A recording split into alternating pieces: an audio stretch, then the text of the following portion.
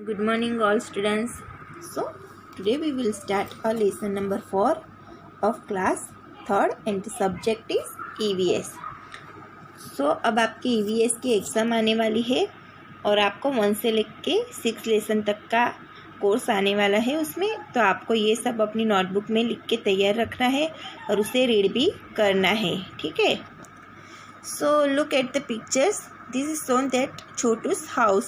Our lesson name is also Chhotu's house की देखो ये जो पिक है ना उसमें क्या दिखता है, ये लड़का है ना, फिर ये बारिश हो रही है, ये लड़की दौड़ रही है, ये एक पाइप है, पाइप के अंदर एक लड़का है, उसने वाटर स्टोरेज कपड़े, वो लड़का पाइप के अंदर रहता है ना। फिर देखो यहाँ पे फिर से वो इसने पाइप के साइड में भी एक ऐसा बनाया है टेंट जैसा, और उसका वो कैसे यूज़ करता है ना, तो वो सब ये पिक में दिखाया है। अब ये पिक है ना, आपके पास बुक हो ना तो आप ध्यान से देखना। अब इस पिक के अकॉर्डिंग हमको क्वेश्चन आंसर पूछे हैं, तो कौन से क्वेश्चन आंसर पूछे तो आइए हम देख लेते हैं। Think and tell, study the pictures carefully and answer the following. क्या बताया है कि ये जो पिक्चर है उसको ध्यान से देखो। तो देखो पिक्चर मैंने बताया था ना, और ऊपर क्या लिखा है, Chhotu came to Ahmedabad for a first time, की फर्स्ट टाइम छोटू अहमदाबाद में आता है, और वो कौन सी सिचुएशन में, वो कहाँ पे रहता है और क्या क्या करता है, वो सब इस पिक्चर से हमें दिखाई देता है। तो here is the first question of this. देखो मैंने क्वेश्चन के नंबर दे दिए हैं कि ये फर्स्ट क्वेश्चन है, what did Chhotu things when he looked at the pipe, कि जो ये पाइप है तो जब छोटू ने इसको पहली बार देखा तो उसने क्या सोचा। तो क्या लिख सकते हो आप आंसर में, तो आप लिख सकते हो when Chhotu looked at the pipe he thought that pipe is the safest place to live, क्योंकि छोटू के पास कहीं भी रहने की जगह नहीं थी, तब वो कहाँ पे रहेगा, मतलब हीट हो, रेन हो, या फिर बहुत ज़्यादा सर्दी हो, तो उसको भी तो रहने के लिए कुछ ना कुछ तो चाहिए ना।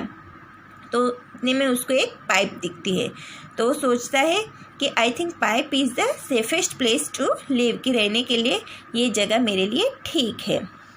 फिर second, how did Chhotu use the pipe.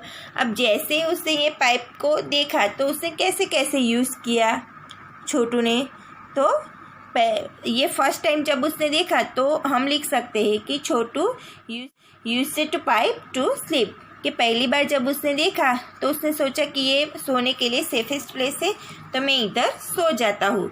तो आप आंसर में लिख सकते हैं Chhotu used to pipe to sleep.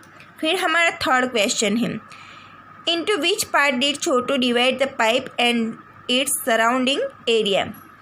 फिर छोटू के यहाँ क्वेश्चन में क्या पूछा है कि फिर छोटू ने जो पाइप में रहता था ना, तो फिर वो पाइप में उसने कौन कौन से एरिया, उसके आसपास का जो एरिया था ना, उसको किस किस में डिवाइड किया, उसमें से उसने क्या क्या बनाया है। जैसे हमारा होम होता है, घर होता है ना, तो उसमें ड्राइंग रूम होता है, बेडरूम होता है, किचन होता है, स्टोर रूम होता है, गेस्ट रूम होता है। तो छोटू ने भी ये पाइप जो थी उसका कैसे यूज़ किया, तो आप लिख सकते हो Chhotu divided pipe into a part used to sleep और स्लीपिंग पोर्शन।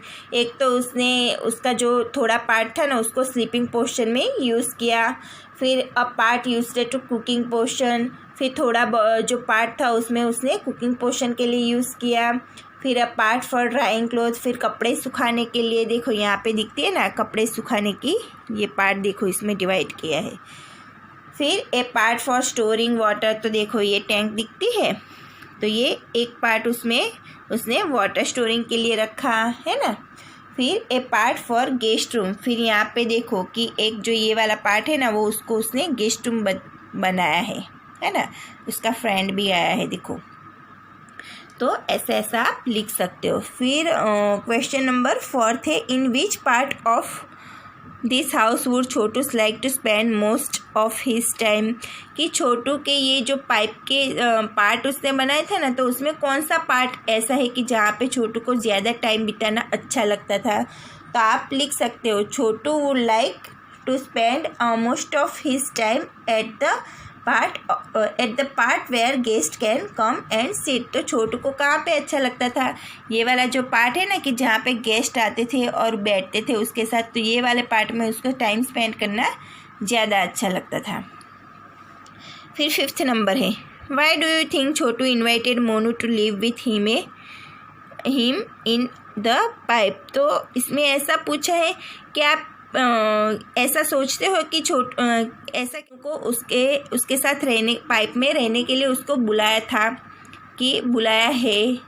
तो आप उसमें लिख सकते हो कि Chhotu invited Monu to live with him in the pipe because of some dinner, कि बिकॉज ऑफ कंपनी, कि कंपनी देने उसका वो अकेला था तो उसको कंपनी भी तो चाहिए ना। तो शायद उसने इसलिए मोनू को बुलाया है कि शायद वो कंपनी चाहता था, या तो शायद वो डिनर चाहता था, डिनर करना चाहते थे दोनों, क्योंकि ये पिक में देखो उसने खाना बनाने का ये अरेंज किया है। तो आप ऐसा भी लिख सकते हो। फिर last, how will you make house in pipe if you were Chhotu, कि अगर आप छोटू होते तो आप कैसे पाइप में अपना घर बनाते। तो आपको ये अपने हिसाब से लिखना है। अब हम पेज मूव कर देते हैं। फिर क्या है, draw a picture of your house in your notebook and colour it. तो आपका जो हाउस का पिक्चर है वो आपको नोटबुक में ड्रॉ करना है और उसे कलर करना है। फिर think and right, who all live with you in your house. तो आपके पास आपके हाउस में कौन कौन रहता है। तो आप लिख सकते हो mother, father, brother, sister, grand mother, grand father, all live with us in our house। फिर क्या है, हाँ ये भी Chhotu divided the pipe into different parts, right different parts of your house. तो हमारे जो घर होता है हमारा, उसमें कौन कौन से पार्ट होता है। तो पहले तो हमारा आता है ड्राइंग रूम आता है ना, तो आप लिख सकते हो ड्राइंग रूम। फिर आप लिख सकते हो बेडरूम। फिर आप लिख सकते हो किचन।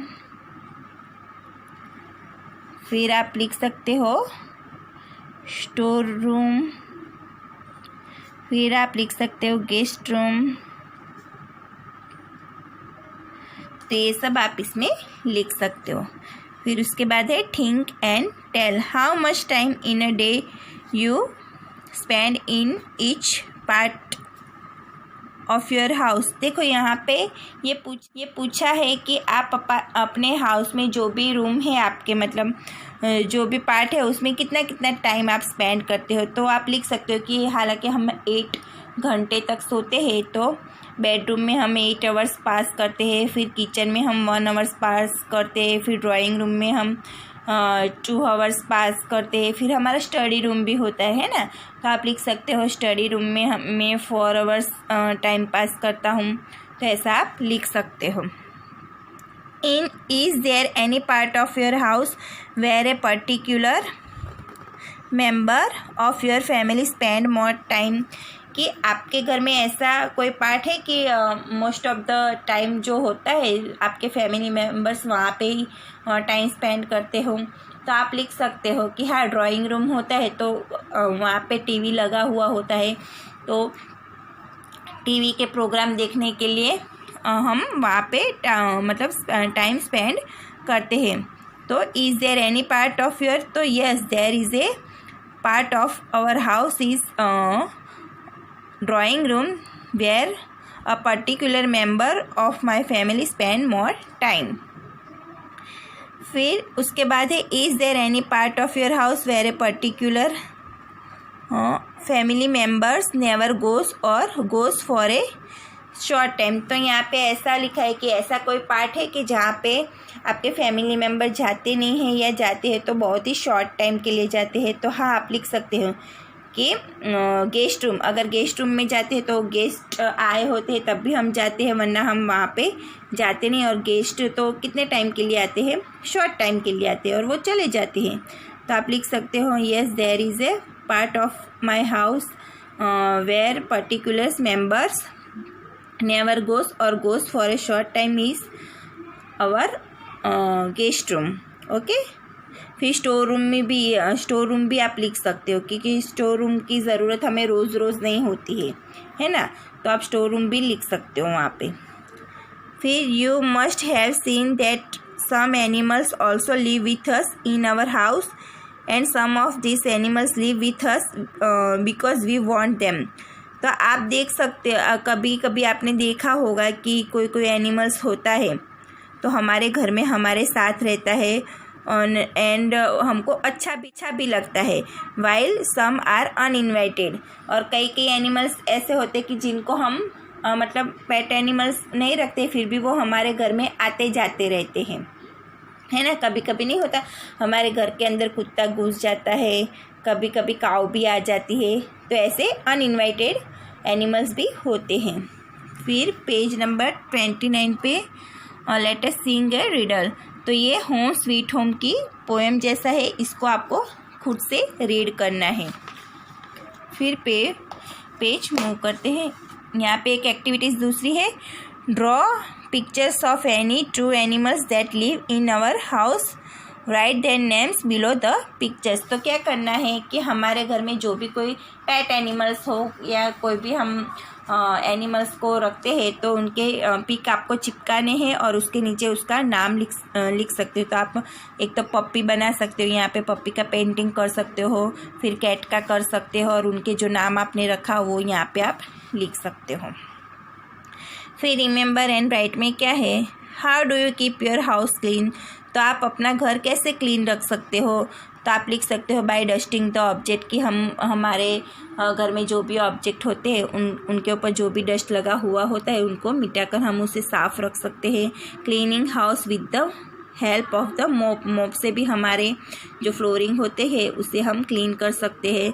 फिर keeping all the object at particular place, और जो सारी चीज़ें होती है हमारे घर की वो हमें पर्टिकुलर प्लेस के ऊपर रख के हम हमारा हाउस क्लीन रख सकते हैं। फिर think and tell, where do you throw the garbage of your house. तो we throw the garbage of our house in dustbin. फिर is the area around your house clean. तो yes, the area of my around my house is clean. फिर who all help you keep your house clean. तो my mother, my brother, sisters all help me to keep my house clean। Okay, उसमें आप ऐसा लिख सकते हो। फिर page number 31 पे है, look how beautifully Lata's house is decorated. तो ये देखो लता का हाउस है और वो कितना अच्छे से डेकोरेट किया है, और इसके अकॉर्डिंग ये एक्टिविटीज़ है, think and write, is there any special way in which you decorate your house, when and how. तो क्या कभी ऐसा कोई स्पेशल डे होता है कि जब आप आपका हाउस डेकोरेट करते हो, कब और कैसे डेकोरेट करते हो। तो आप लिख सकते हो yes we candle, flowers etcetera. तो हम दिवाली आती है तो कैसे हमारा हाउस क्लीन करते हैं और उसको डेकोरेट करते हैं, है ना। कलरफुल लाइट से डेकोरेट करते हैं, कैंडल से डेकोरेट करते हैं, फ्लावर्स या फ्लावर पॉट से हम डेकोरेट करते हैं ना। फिर क्या है, ask and right, ask your friend when and how they decorate their house. तो आपके फ्रेंड को आपको पूछना है कि वो लोग उनका हाउस कैसे डेकोरेट करते हैं। Think and right, name the things which you decorate your house. तो ऐसे कौन कौन सी थिंग्स है जिससे आप अपना हाउस डेकोरेट कर सकते हो। तो लिखना है flowers, painting, light, colour light, flower pot, curtain and candles. तो ये जो सारी चीज़ें उन्हें हम अच्छे से रख के हम हमारा हाउस डेकोरेट करते हैं। अब पेज मूव कर देते हैं। ये लेसन नंबर 5 है। तो यहाँ पे हमारा लेसन नंबर 4 ऑलमोस्ट कंप्लीट हो चुका है। इसकी एक्सरसाइज मैं आपको PDF सेंड करूँगी और इसके हार्डवर्क